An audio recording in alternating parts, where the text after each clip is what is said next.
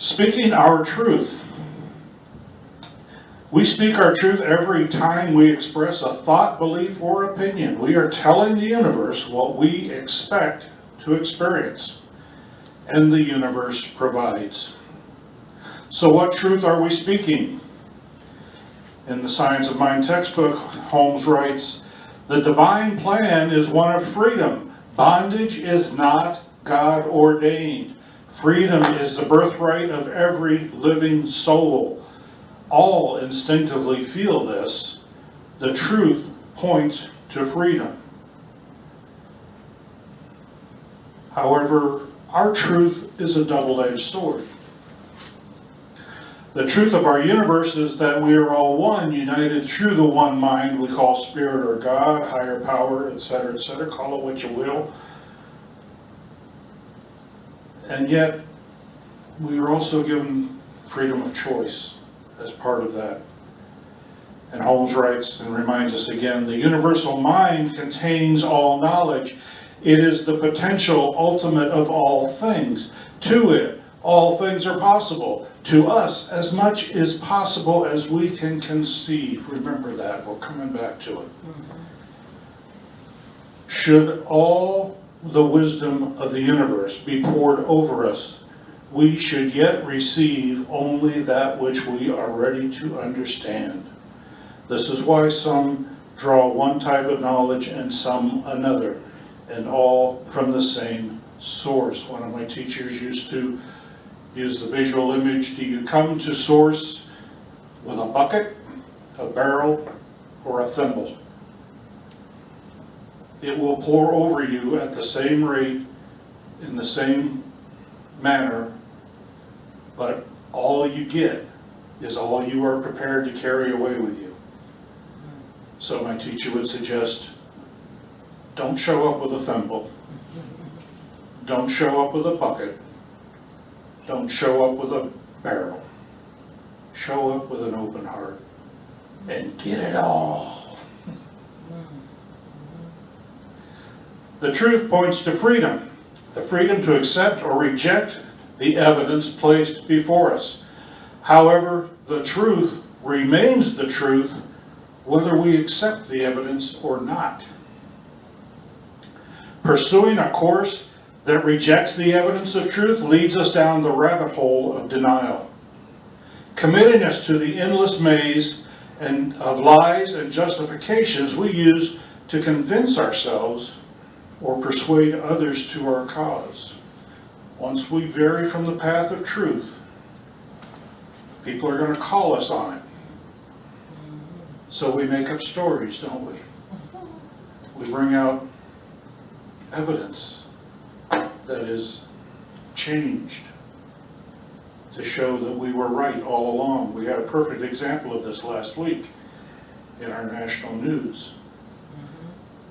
Didn't change the course of the storm, simply changed the way some people wanted to look at it. But we do that and we get caught up in our lies. So we make more lies. We tell more stories. We twist and justify everything that we do. And sometimes we even manage to convince ourselves that we're right. Yeah. But spirit never changes. Truth never changes. Our denial simply separates us farther and farther from the ability to recognize it. And then we get to a point where we maybe get that glimmer of light. Maybe somebody hits us upside the head and gets our attention for a moment, and we think, wow, maybe I am looking at this wrong. Maybe I am trying to convince myself of something that isn't true. And then we get into the further rabbit hole of, well, wait a minute. I can't admit I'm wrong. That would be a worse sin than actually being wrong. Wow. And our ego steps in and makes us deny the truth even further because, well, now I know I'm wrong, but I can't let anybody know I'm wrong, so I got to keep being wrong and trying to convince people that I'm right. It takes an extremely courageous person to step out and go, all that stuff I did, can you ever find it in your heart to forgive me? I recognize now what all of you have been trying to tell me for all of my life. And I'm beginning to see that your way is probably better than all of this garbage I've been trying to heap out on the universe. And it doesn't have to be on a public scale. It can simply be within our hearts, because that's where it all starts. It starts in our own heart. It's what we believe about ourselves that directs how we're going to be in the world. When we recognize for ourselves that, oh, those ugly things I've been saying about all of those others have really been pointing right back at me. That all of that garbage I've been spewing is just that, garbage. If I can forgive myself first, if I can speak my truth to myself first, what do they say in the airplane? Put your own oxygen mask on first before you try to help others. That is the truth we need to remember every single day. We accept the truth to the limit of our ability to conceive it. When we are raised in a tradition that doesn't teach us what we all know in these rooms, when we are told that there's one way to do things and that way has been laid down in a book or a tablet or whatever thousands of years ago, and if you stray from it, you're going to be disavowed from and have no possibility of survival, we accept the fact that we evolve every single day. Every mistake we make is a step toward our evolution. We would never, ever, ever change if we were right every single time. There would be no reason to. Every time you get out of bed in the middle of the night and stub your toe on the corner of the bed on your way to the bathroom, you learn the corner of the bed's there. I will take a wider path the next time. And eventually you stop hurting yourself that way. You find something else to run into, but you stop doing it that way. The teacher Jesus seems to have had a pretty good grasp on the concept of conceiving or having a limitless ability to conceive. The stories tell us he moved through his world with the full confidence and faith. He had no cell phone, no American Express card, or Metro Pass. He never made a reservation, and yet traveling with a large party of questionable repute, always had accommodations and enough to eat. That's putting it out on the line, folks. That's saying, I know the universe is providing for me. Not that it will provide for me, it is providing for me. I cannot claim to have that same level of confidence, even though I know intellectually that I should be able to. However, I also know that the 11th commandment, thou shalt not should all over thyself, recognizes all of us are infused with common consciousness, the sum of all knowledge and experience compiled by a race of free thinkers who have been jumping from rabbit hole to rabbit hole since the beginning of our existence. I see it as the great cosmic game. We are expelled from the paradise of pre-existence and put on a planet that has a finite lifespan, billions of years, but still finite. Each individual is given its own expiration date, a really short time, to try to figure out the rules. Then we are given freedom of choice. The objective of the game is to find our way back to paradise before the laws of physics extinguishes the planet we are stuck on. To succeed, we must work together.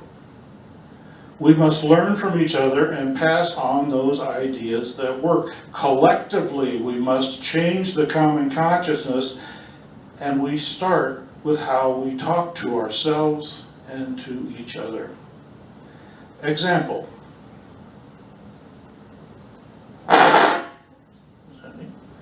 You go to the restaurant, and you ask the waiter for a glass of water.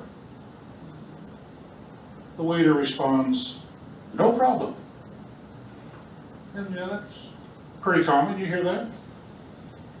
However, I was actually in a restaurant once, and the waiter responded, "My pleasure." Now I got to thinking about that. So the truth is, the universe always says yes. And therefore, it is not capable of understanding the concept of the word no or any form of negative. This was one of those great ahas that one of my teachers instilled in me that I'd like to instill in everyone here today. Negative don't work in spirit. So when we say no problem, the universe can only comprehend problem. And it acts on that directive, manifesting an endless supply of problems. Now Holmes writes, should we wish to know a certain truth, we should state that this truth is already known in mind, and this statement will be true.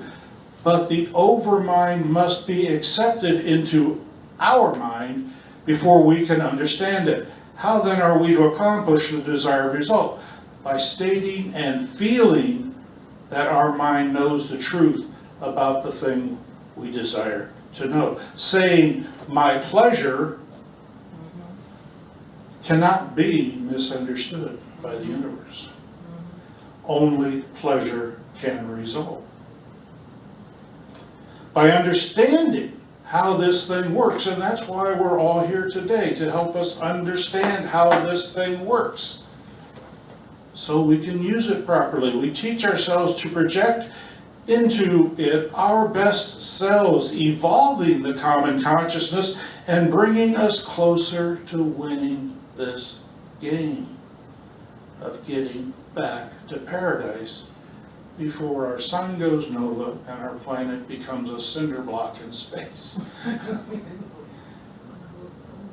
Now some would say, well, we're going to beat that problem technologically. We're going to expand out into the universe and live somewhere else.